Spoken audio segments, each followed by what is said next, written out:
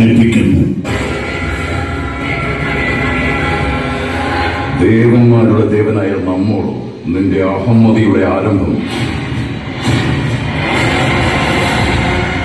അങ്ങ് കാലാധികാരനും ദേവാദിദേവനുമായിരിക്കാം, സമ്മതിക്കുന്നു. കാലബന്ധകൻ കാര്യമാക്കുന്നില്ല. പുനർജന്മം സിദ്ധിച്ചതും ഈ നിമിഷത്തിന് വേണ്ടിയാണ്. അഭീഷ്ടപ്രദായകനായ അങ്ങ് എതിര് നിൽക്കില്ല. അതിന് നീ നമ്മുടെ ഭക്തനല്ലോ. എന്തിന്?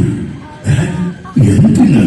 സർവചരാചരങ്ങളുടെയും ആധാരമാണ് അങ്ങനല്ലേ ഉലകം വാഴ്ത്തുന്നത്. അപ്പോ ഞാനും അതിലുൾപ്പെടും. ജന്മത്തിൽ ഒരു നിമിഷം പോലും നമ്മുടെ നാമം ഉച്ചരിച്ചിട്ടുണ്ടോ? ദുഷ്ടതയുടെ മൂർത്തീഭാവമായ നിന്നിൽ പ്രസാദിക്കാനോ? അസാധ്യം. അപ്പോ സമാധാന സന്ധി പരാജയപ്പെട്ടു.